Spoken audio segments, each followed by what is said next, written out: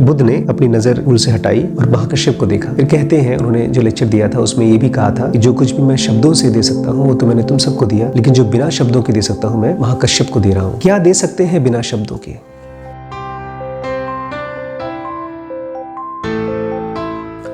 नमस्कार दोस्तों, स्वागत है आपका हाउस ऑफ सोल में। आज हम 2 सवाल लेंगे, ध्यान कैसे करें, और इसी के साथ दूसरा सवाल, क्या ध्यान करने में हमें खुद को विचार शून्य करना पड़ेगा, थॉटलेस करना पड़ेगा। ये शरीर बचपन में तो बड़ा होता है, इकट्ठा होता है, ताकतवर होता है, और धीरे धीरे एक पॉइंट के बाद आकर के वो सिकुड़ने लगता है। बचपने से जवानी तक पहुंचता है और जवानी के बाद वो धीरे धीरे बुढ़ापे की तरफ पहुंचता है। एक तरह से बचपन में बनना शुरू होता है, पीक पर पहुंचता है और उसके बाद वो ख़त्म होना शुरू होता है। तो देखा जाए तो ये एक सर्कुलर मोशन में घूम रहा है ये शरीर, और जैसे हमारा ये शरीर मूव कर रहा है सर्कुलर मोशन में, 0 से 1, 1 से 2, 2 से 3, ढेर सारे सेल्स, अरबों खरबों सेल्स के इकट्ठा होना होता है, फिर धीरे धीरे वो सेल्स ख़त्म हो जाते हैं, जिसको हम मरना कहते हैं। ये यूनिवर्स भी ऐसे ही बढ़ता है और कम होता है, बढ़ता है और कम होता है। इस बढ़ने और कम होने को अगर हम जान सकें तो शायद इस ब्रह्मांड को जान जाए और शायद हम खुद को जान जाए। इस फिज़िकल वर्ल्ड को जानने के लिए हम अपनी 5 सेंसेस को, 5 इंद्रियों को यूज़ करते हैं, और 5 इंद्रियों से इकट्ठा होता है हमारा थॉट्स, विचार। और ये विचार चलता कैसे है हमारे ब्रेन में?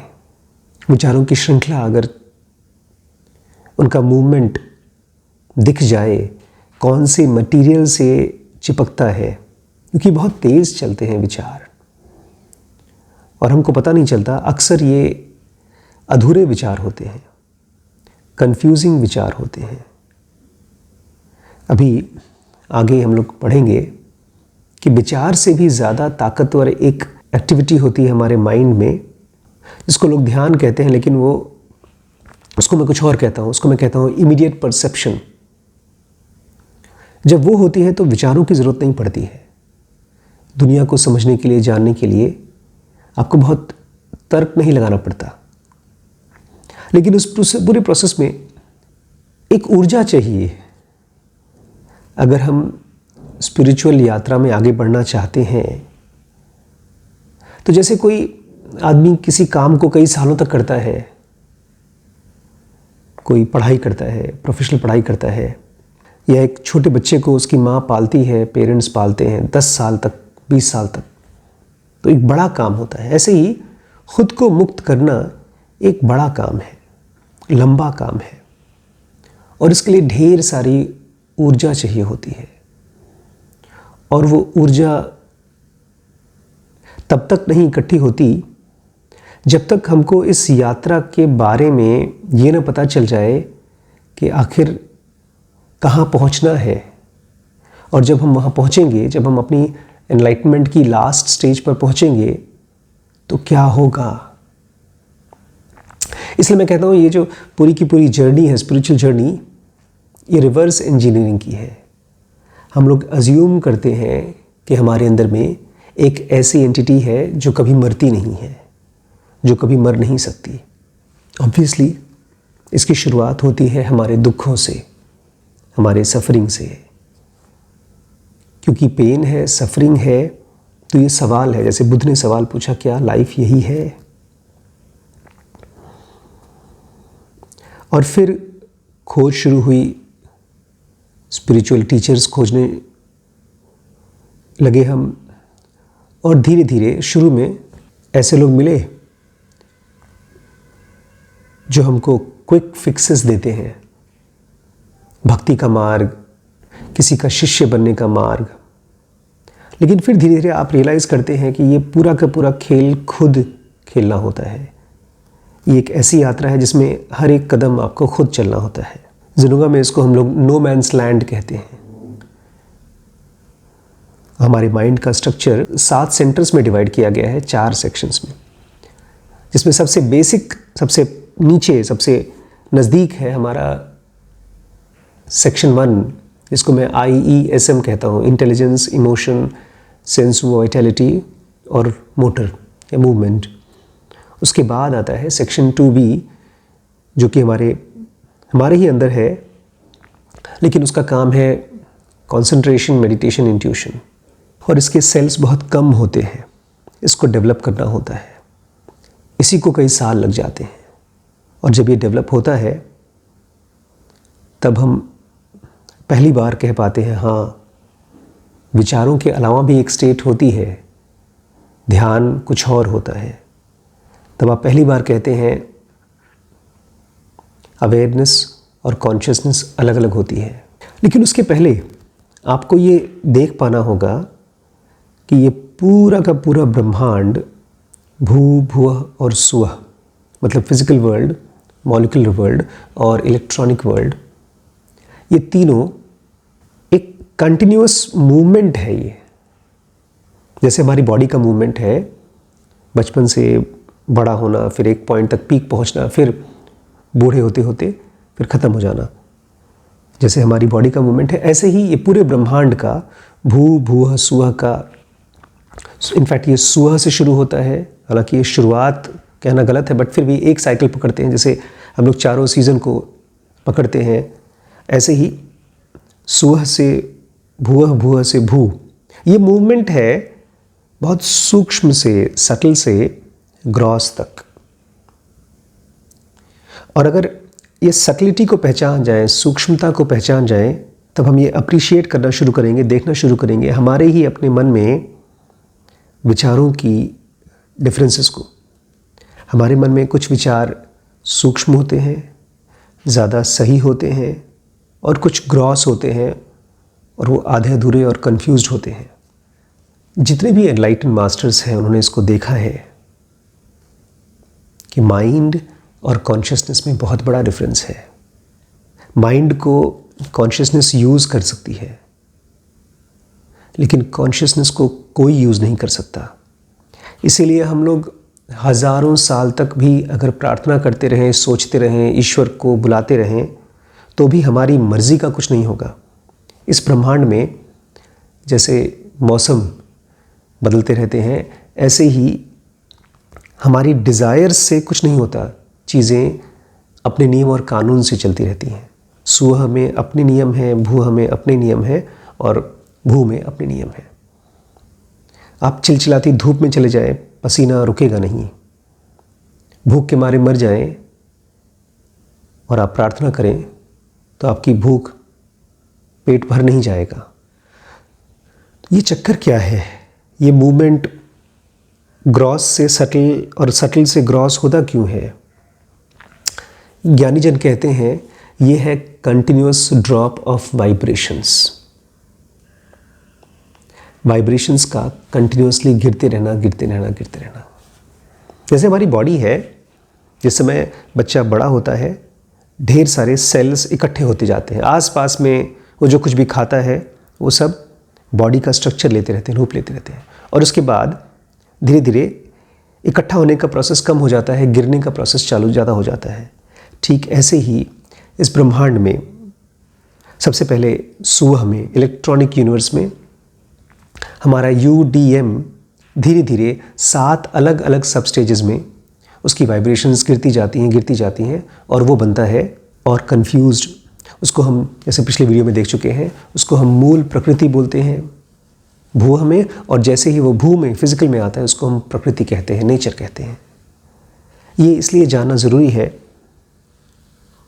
क्योंकि इस दुनिया को जब हम आँखों से देखते हैं और जो कुछ भी समझते हैं, और साइंटिस्ट हमको जैसे समझाते हैं केमिस्ट्री और फिज़िक्स और बायोलॉजी के नियम के अनुसार, वो इनडायरेक्ट है।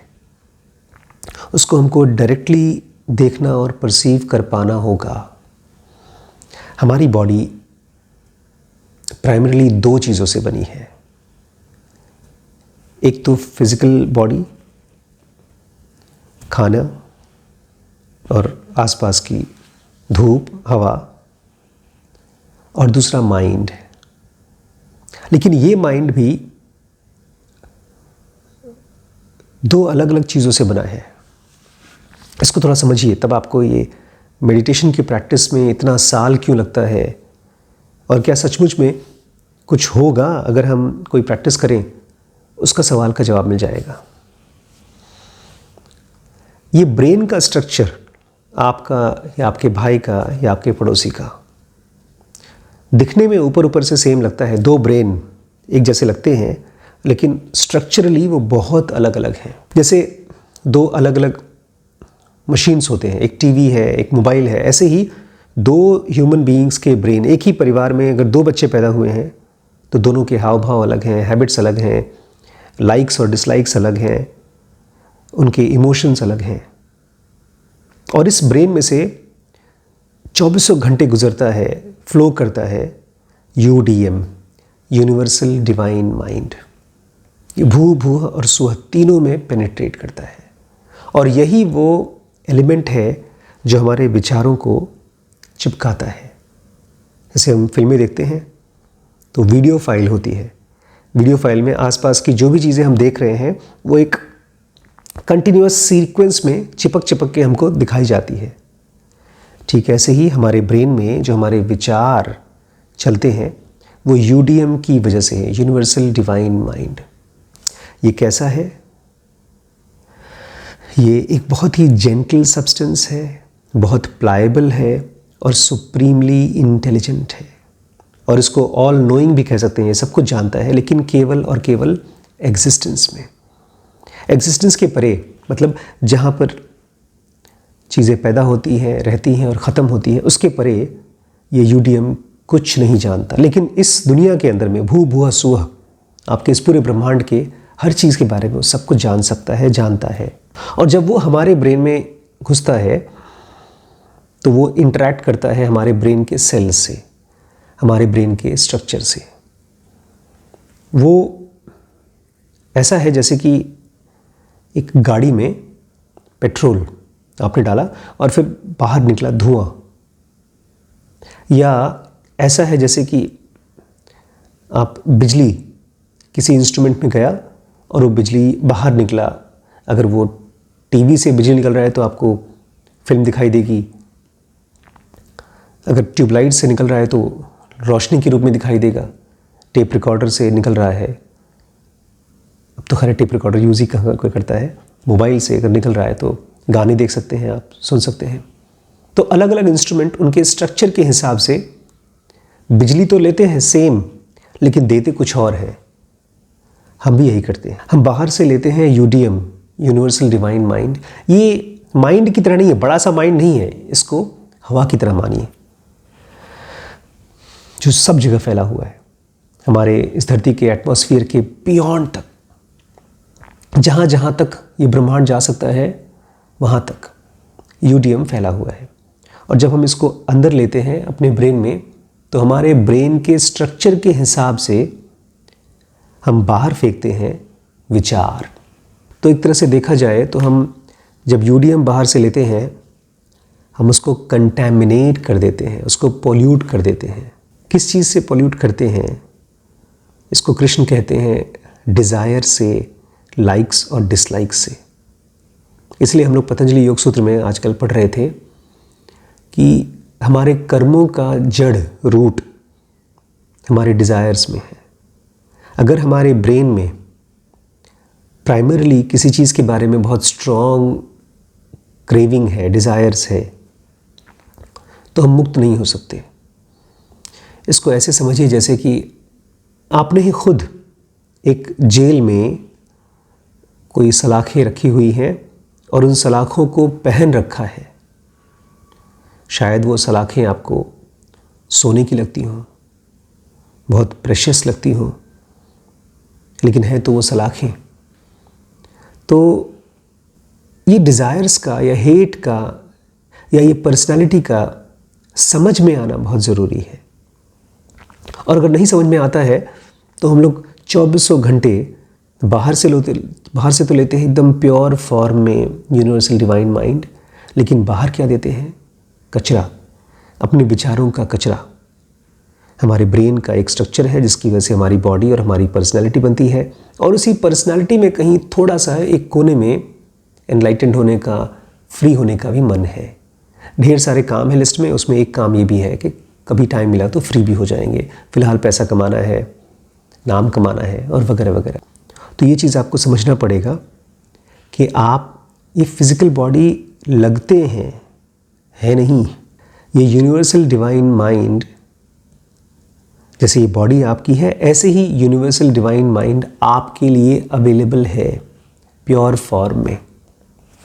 जैसे आप अपनी उंगलियां हिला सकते हैं, अपना ज़ुबान हिला सकते हैं, आंखें हिला सकते हैं, अपने आसपास के सामान को उठा सकते हैं, टच कर सकते हैं, ठीक ऐसे ही आप यूनिवर्सल डिवाइन माइंड को, जो कि प्योर है और इस दुनिया में दूर दूर तक फैला है, उसको भी एक्सेस कर सकते हैं प्योर फॉर्म में। लेकिन हम क्या करते हैं? उसमें कुछ न कुछ ऐड कर देते हैं या उसमें सब्सट्रैक्ट कर देते हैं जैसे ही वो हमारे ब्रेन से गुजरता है। इसलिए जब वो बाहर निकलता है तब वो यूडीएम के रूप में नहीं रहता, उसका एक अलग फिक्स्ड रूप हो जाता है। इसको हम बोलते हैं माइंड ऑब्जेक्ट, कि वो फिक्स्ड ऑब्जेक्ट के रूप में निकला है। तो ये ज़नोगा का पर्पस क्या है, गोल क्या है, लास्ट गोल क्या है, जिसको आप मेडिटेशन कहते हैं, वो है क्या? वो ये है कि आप बाहर से जो यूडीएम ले रहे हैं, जो इम्पल्स ले रहे हैं, उसको बिना पोल्यूट किए एज इट इज़ बाहर भेज सकें। ज्यों की त्यों धर दीनी चदरिया, कि बाहर से जो कुछ भी देखा, जो कुछ भी सुना, उसमें अपना कुछ नहीं ऐड किया। इसी को कहते हैं the clean mind of Buddha. और उस तक पहुंचने के लिए एडवांस्ड प्रैक्टिसेस हैं। इसलिए मैंने कहा ना, ये लंबी यात्रा है, ये लंबा काम है। पैकिंग करनी होती है, कहीं जाते हैं तो उस जगह की बुकिंग करनी होती है, रास्ता चलना पड़ता है, उसके लिए एनर्जी इकट्ठी करनी पड़ती है, पैसे इकट्ठे करने पड़ते हैं। लेकिन यहाँ स्पिरिचुअल पैसे कुछ और होते हैं।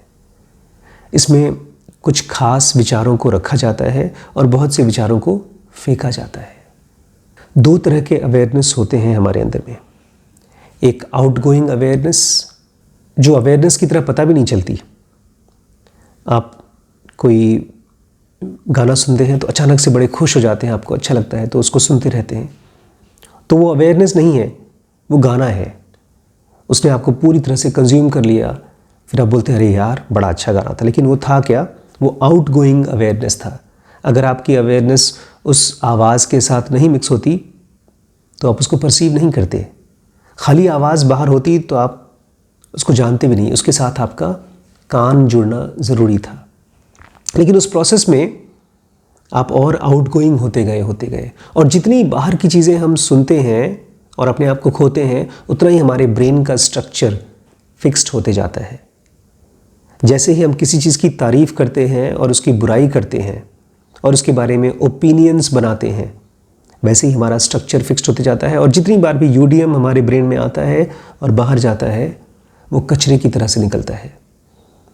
और वहीं पर एक दूसरे टाइप की अवेयरनेस है, उसको हम लोग बोलते हैं इन गोइंग अवेयरनेस, या तो अंदर जाने वाली अवेयरनेस। उसमें आप जब भी किसी भी चीज़ को देखते सुनते हैं, उसको तुरंत परसीव करते हैं वो क्या है। किसी ने आपको एक गाली दी, जैसे बुद्ध को गाली देता है कोई, ऐसे ही आपको भी अगर गाली दे कोई, बुद्ध उसको ध्यान से सुनते हैं और अपने अंदर में देखते हैं कुछ हुआ क्या, क्या कोई कंपन हुई, कोई डिस्टर्बेंस हुआ। उनके लिए एक गाली केवल गाली नहीं है, उनके लिए एक आवाज़ केवल आवाज़ नहीं है, एक मौका है अपने आप को देखने का कि मैं स्टेबल हूँ कि डिस्टर्ब्ड हूँ, और अगर डिस्टर्ब्ड हूँ तो मैं चाहता क्या हूँ, मेरे विचार क्या चाहते हैं। और इसलिए हर एक एक्टिविटी जो कुछ भी उनके आसपास होती है, बुद्ध के आसपास होती है, वो बाहर निकलने वाले विचारों को तो बाद में, लेकिन उसके पहले कम से कम अपने शब्दों को और अपने एक्टिविटीज़ को पोल्यूट नहीं होने देते। हम और आप क्या करेंगे? अगर कोई आदमी हमको गाली दे, हमको हमारे साथ नाराज़ हो, तो हम तुरंत उसको लड़ने के लिए तैयार हो जाएंगे। और अगर लड़ नहीं सकते तो जाकर के किसी के साथ हम अपना दुखड़ा रोने के लिए, कंप्लेन करने के लिए पहुंच जाएंगे। लेकिन बुद्ध के लिए तो हर एक अपॉर्चुनिटी है, हर एक एक्टिविटी अपनी अवेयरनेस को और स्टेबल होने के लिए एक मौका है।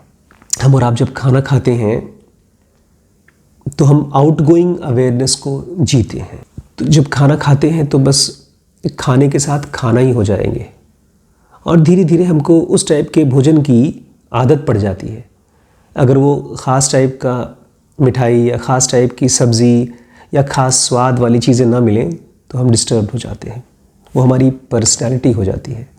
तो 5 ऑब्स्टिकल्स हम पढ़ रहे थे, हिंड्रेंसेस पढ़ रहे थे पतंजलि योग सूत्र में, उसमें से एक हिंड्रेंस है हमारी पर्सनैलिटी। आमतौर पे नॉर्मली ये माना जाता है कि अगर आपके अंदर कोई यूनिकनेस है, कोई पर्सनैलिटी है तो अच्छी चीज़ है।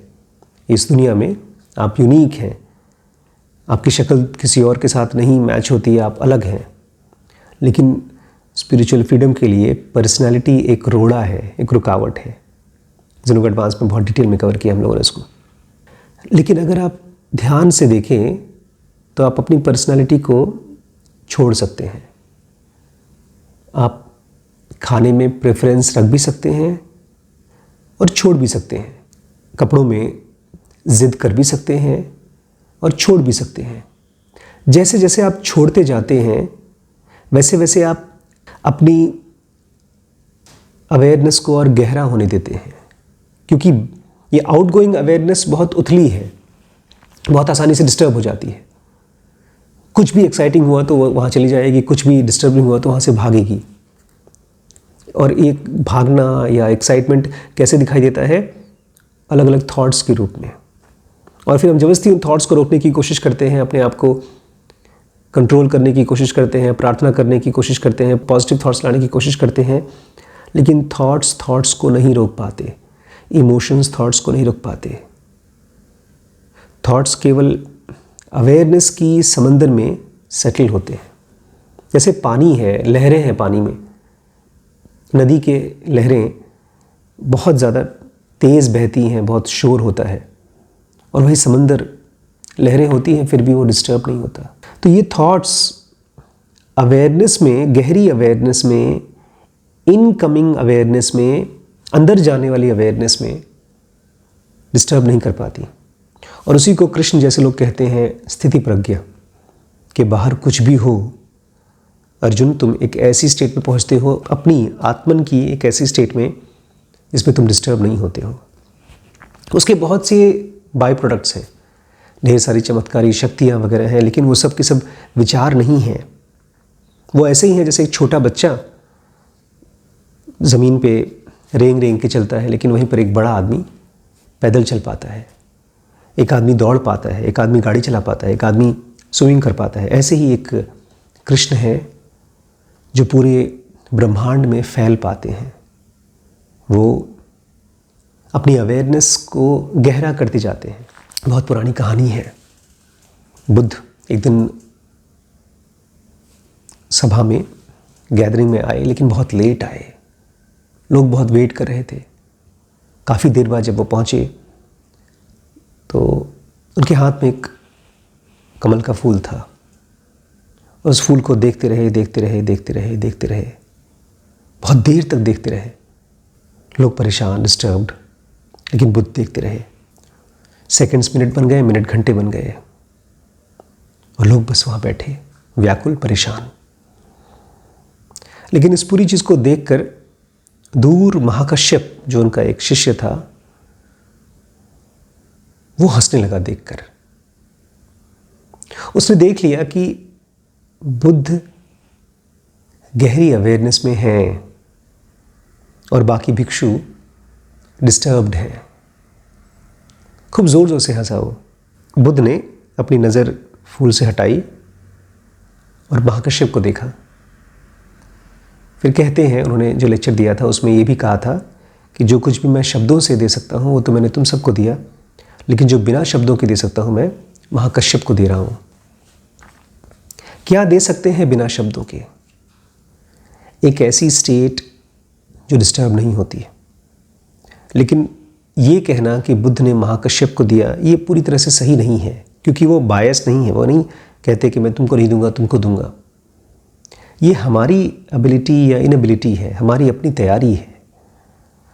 महाकश्यप के बारे में ऐसा कहा जाता है कि वो कोई स्पेसिफिक प्रैक्टिस वगैरह नहीं करते थे, पेड़ के पास बैठे रहते थे, मन किया तो गए, घूम फिर आए, थोड़ा बहुत भिक्षा भिक्षा मांग लिया। कभी आते थे लेक्चर में सुनने के लिए, कभी नहीं आते थे।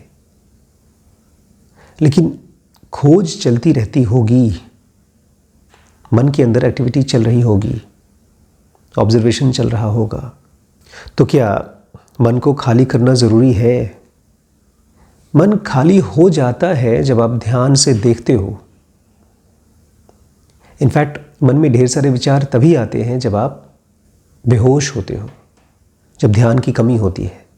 इसलिए मैं कहता हूँ ध्यान करें ना, देखें, बाहर देखें और अपने मन में देखें कौन सी चीज़ों को बहुत ज़रूरी है उसी को बोलें और जो बहुत ज़रूरी है उसी को करें।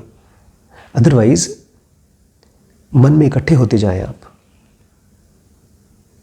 डायरेक्टली परसीव करें। एक ऐसी इंटेलिजेंस है जो देखती है और जानती है तुरंत क्या सच है और क्या झूठ। वो पेनिट्रेट कर सकती है, घूर सकती है। उसके अंदर में बहुत लाइट होती है। इसे कृष्णा जी कहते हैं ना, एक लाइट जिसमें कोई चौंध नहीं होती, उसमें कोई जलन नहीं होती, वो फ्री करती है। वो तुरंत देख पाती है क्या है और क्या झूठ है। उसमें विचारों की डिस्टर्बेंस नहीं होती है, बहुत ज़्यादा कैलकुलेशन नहीं होता है। लेकिन आम तौर पे हम इतनी एफर्ट लगा ही नहीं पाते, और ये एफर्ट हम लगाते भी हैं तो कभी कभार किसी आश्रम में चले गए, कहीं विपासना का प्रोग्राम अटेंड कर लिया या किसी गुरुजी के आश्रम में चले गए, तब जाकर के एफर्ट आता है। ये लाइफ का हिस्सा होना चाहिए, डेली लाइफ का। जैसे हेल्दी खाना डेली लाइफ का हिस्सा है, अगर आप एक्सरसाइज करते हैं, व्यायाम वगैरह करते हैं तो वो डेली लाइफ का हिस्सा है। ऐसे ही मन को भू से भूआ, भूआ से सुआ में पेनिट्रेट करना सिखाना होगा। उसके लिए एनर्जी इकट्ठी करनी होगी, और फिलहाल हमारी एनर्जी बहुत जगहों पर वेस्ट हो रही है। इसलिए मैं आपसे कहता हूँ, आप जहाँ कहीं पर भी हैं, कोशिश करिए आपकी ये जर्नी स्टार्ट हो। इसलिए तो मैंने ऑनलाइन कोर्स स्टार्ट किए हैं। जेनोगा एडवांस ऑनलाइन कोर्स है, और अगर आपको लगता है कि आप फाइनेंशियली कमज़ोर हैं तो WBX ज्वाइन करिए। इस फिज़िकल वर्ल्ड में भी जब तक आप कुछ गोल, कुछ टारगेट नहीं रखेंगे तो कहीं पहुंचेंगे नहीं। ये दुनिया कोई आकर के आपके मुंह में निवाला डाल नहीं देगा। और ठीक ऐसे ही स्पिरिचुअल प्रोग्रेस भी अपने आप नहीं होता है। उसके एफर्ट्स दूसरे होते हैं, उसकी कोशिशें दूसरी होती हैं, लेकिन डालना रोज़ पड़ता है, रोज़ कतरा कतरा। इसलिए बुद्ध वापस गए नहीं, जाकर राजगद्दी नहीं संभाली। बुद्ध ने इतने ढेर सारे लोगों को भिक्षु बनने का मौका दिया, क्योंकि उनको पता था रोज़ या तो आदमी बाहर जाने वाली चेतना में बह जाएगा या उस चेतना को अंदर और गहरा कर पाएगा। और जितनी गहरी चेतना होती है, अवेयरनेस होती है, उतना ही आसानी से मेडिटेशन हो पाता है और फ्रीडम हो पाती है।